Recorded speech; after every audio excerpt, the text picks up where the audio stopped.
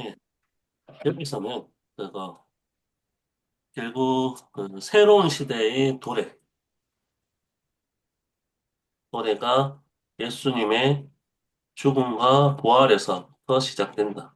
그리고 그 부활에부터 시작되는 부분들에 대한 그 계시는 그 예수님을 믿는 제자들에게서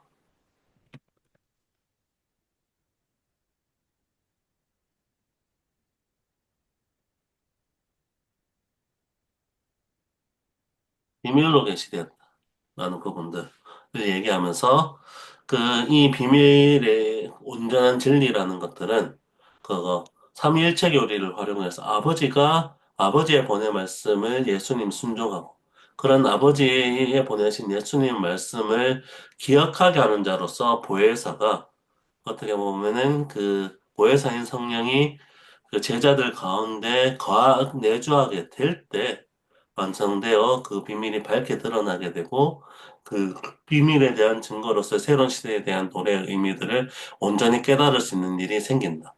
그래서 지금은 너희가 이 사실을 깨닫지 못하지만 내가 죽고 새로운 시대, 부활로 인해서 새로운 시대가 도래되어서 보혜사가 올 때는 그것이 가능하게 된다. 라는 그 이야기들을 하고 있습니다. 그리고 또 독특하게 그 역사관이라는 측면에 이런 부분들을 얘기를 하고 있습니다. 그래서 보통 종교라는 것들은 구체적 역사성, 이거는 특정 시기에 나오는 역사만을 제한하기 때문에 제한적 의미만을 가지게 될 수밖에 없죠. 이런 부분들을 이용하는 것을 꺼리게 되는데 기독교는 독특하게 1세기 팔레스타인에 들어오는 구체적 역사성이라는 사실성에 입각해 있으면서도 이 사실성의 역사적 사건들이 그 특정한 역사적으로 제한되는 것들이 아니라 모든 사람들에게 전파될 수 있는 새로운 시대의 출발점이 된다라는 것들이 보혜사의 어떤 역사를 통해서 이 특정한 역사적 맥락들이 모든 사람들에게 적용되는 그 보편성을 가지게 되는 부분들로 된다라는 구체적 역사성이 지시하는 사실성, 그렇지만 제한되는 부분들이 모든 사람들에게 주관적으로 적용되는 그 보편적이면서도 주관적인 부분들에 대한 연결이 보혜사라는 것을 매개를 통해서 또 이야기를 하고 있는 부분들이 있었습니다.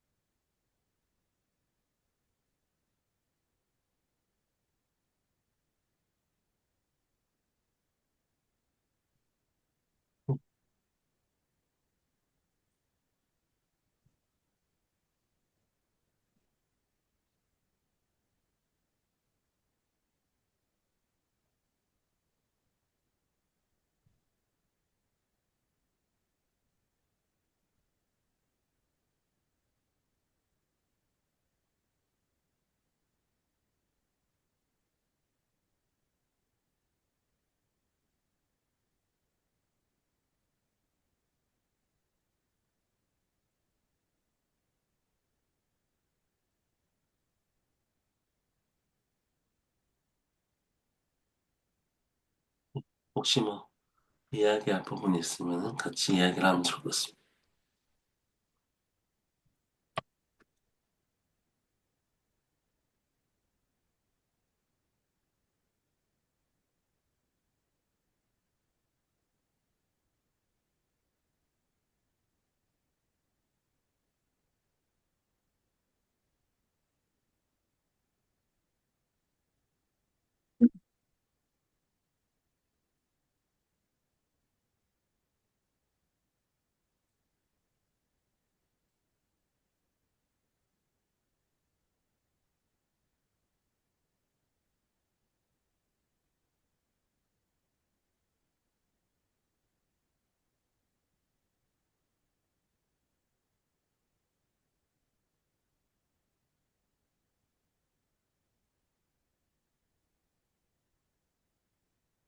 음.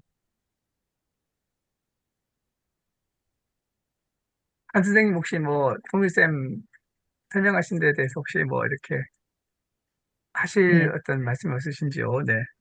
네, 뭐, 특별히, 예, 아, 오늘 내용이 조금 네. 삼위일체 교리와 관련된 기독교의 본질적 진리이긴 한데, 네, 이런 그 말도 안 되는 그 사람들이 받아들일 수 없는 진리가 가능한 것들이 새로운 시대의 도래 이유이고, 그거는 성령 하나님의 내주를 통해 가능하다. 이 얘기라서. 네. 본질 어려워. 조금 예, 어렵게. 어려웠네. 예. 예, 예.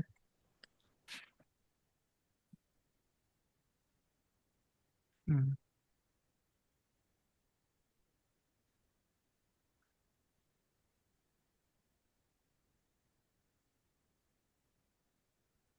혹시 뭐 또 추가적으로 이야기 나눌 게 있나요?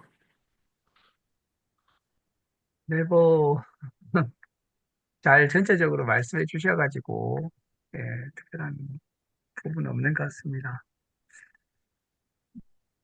그,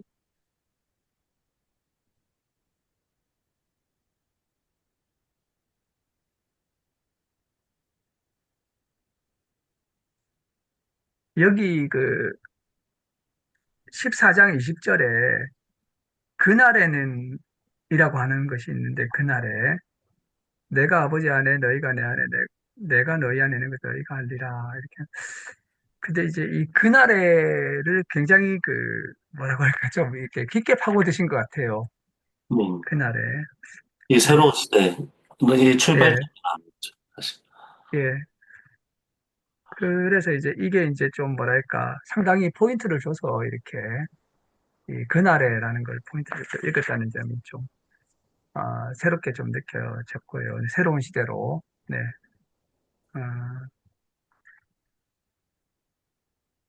네. 그리고 뭐 나머지 부분들은 아까 뭐 설명해 주신 부분에서 이렇게 이제 우리가 알 수 있지 않을까 좀 생각이 좀 됩니다. 네.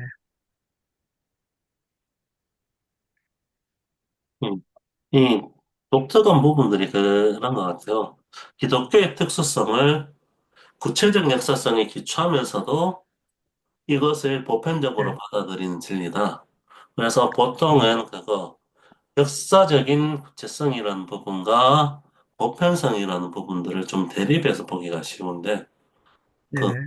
기독교라는 종교는 독특하게도 그런 보편성을 추구하는 방향에서 구체적 역사성을 사장시키는 것들이 아니라 그래서 그날이라는 의미가 강조되고 있는 건데, 네. 예수의 죽음이라는 구체적 역사성의 기초에서 이 구체적인 역사성을 받아들이느냐, 받아들이지 않느냐에 따라서 어떻게 보면은 네. 성로로 거듭나느냐, 거듭나지 않느냐라는 것들이 결정되고, 그것을 네. 가능하게 만드는 본질적 요소가 이 새로운 시대의 도래를 의미하는 사건을 통해서 우리 안에 내주하게 되는 성령님을 통해서 가능. 성령님. 예.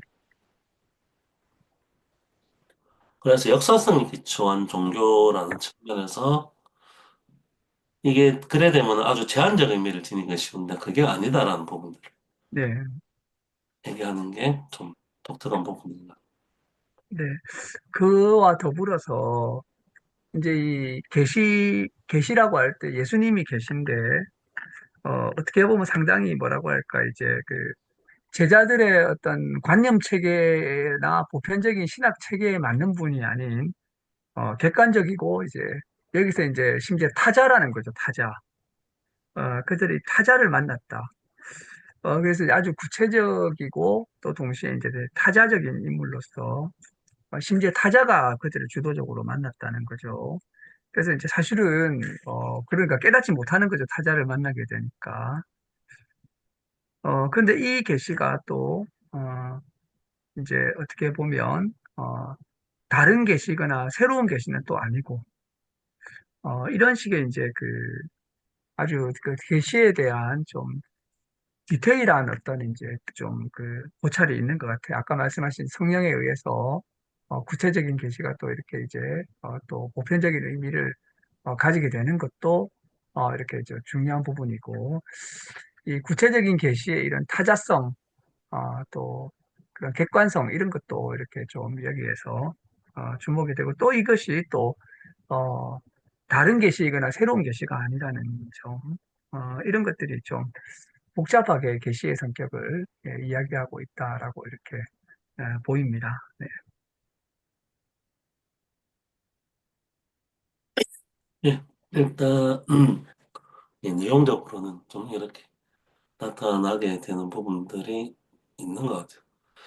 예, 그, 여기 주된 내용과 좀 다를 수도 있기는 한데, 이제 동희 선생님께서 정리해 준 내용을 제가 지금 다시 쭉 보다가, 이제 새로운 시대라는 그 말에, 조금 의문이 좀 생겨서, 그러니까 그 예수님이 말했던 새로운 시대, 그리고 왜 지금도 보면은 뭐 정치나 또 많은 여러 가지 상황들이 되면 새 세상 뭐 또는 새로운 세상, 새 정치, 뭐 새로운 거에 대한 이야기를 많이 하잖아요. 그래서 그게 좀 연관되어져서 약간 궁금한 것이 이 새롭다, 새로운 시대라고 말하는 것이 기독교적인 입장에서 보면은 사실은 새로운 게 아니라 굉장히 본질적인 시대, 원래로 돌아가야 되는 것, 뭐 그런 느낌이거든요.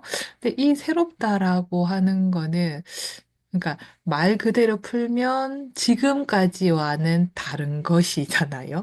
지금까지와는 그 다른 것을 통해서 어떻게 본질적인 것에 가까이 갈수 있을까라는 생각? 새로운 거는 원래 것과 더 멀리 떨어져 있을 것 같은 생각이 들거든요.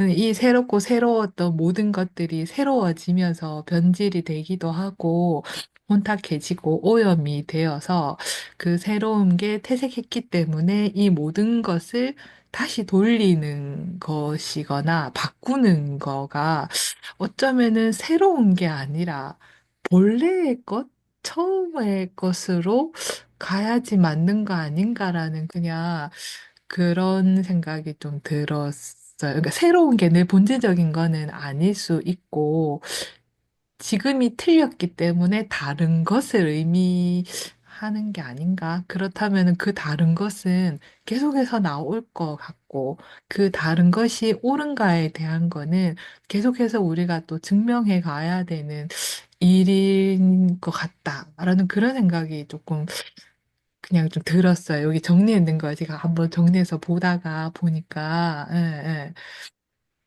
예수님도 새로운 시대를 말씀하셨구나. 그 생각을 하다가, 예.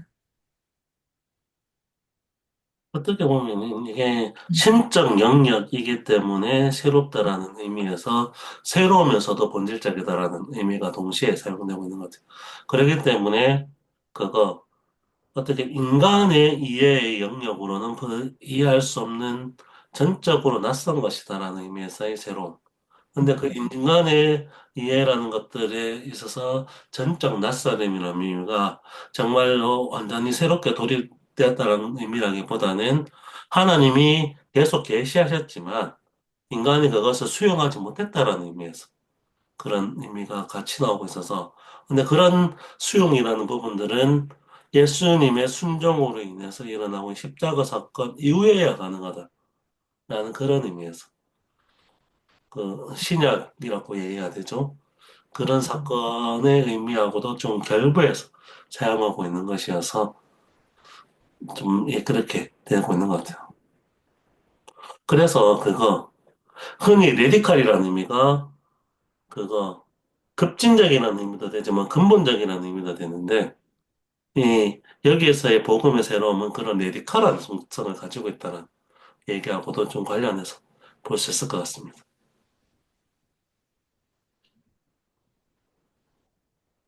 그러니까 우리가 뭐 역사적으로 새로운 시대, 새로움에 대해서 모두가 약간 보편적으로 인정해 준 거는 예수님의 죽음과 부활인 거는 맞는 것 같아요.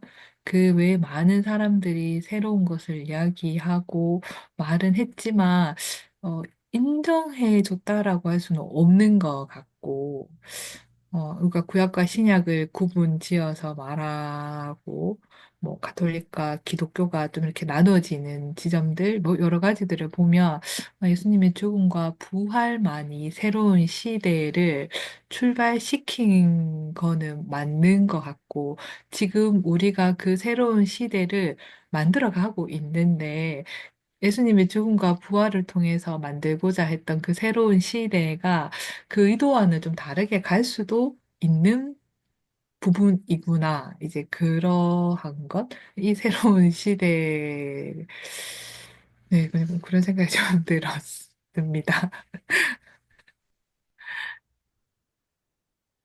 이건 좀 오래전에 읽은 책이긴 한데, 그 교회 갱신론을 얘기하고 있는 하워드 스나이더, 그 새 포도주는 새 부대라는 얘기에서 예수님의 비유죠. 복음이라는 새로운 포도주를 낡은 부대가 받을 수가 없다. 그걸 받는 순간 낡은 부대는 찢어질 수밖에 없다는 얘기를 하면서 그걸 해설하면서 그러니까 복음은 항상 전적으로 새로운 것이고 하나님의 속성은 항상 새로운 것인데 인간은 여기에 반하는 보수적 경향 때문에 낡은 것을 추구한다.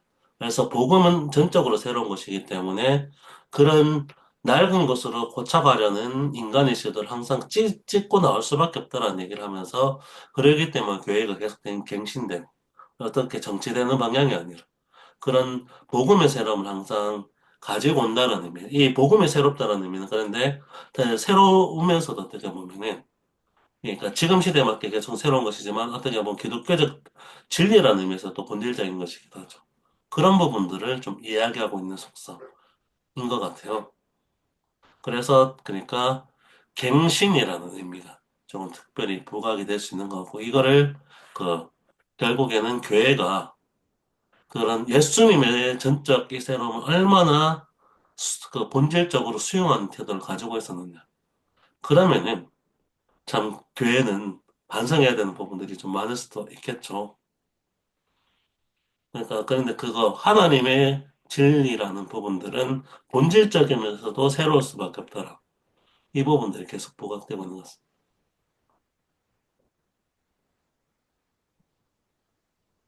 조금 쉽지는 않은 내용인데요.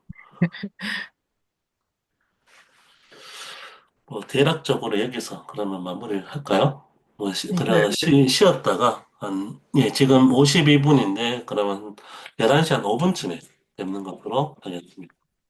네, 예, 이따 좀 이따 뵙겠습니다. 뵙겠습니다. 네, 예. 감사합니다. 네.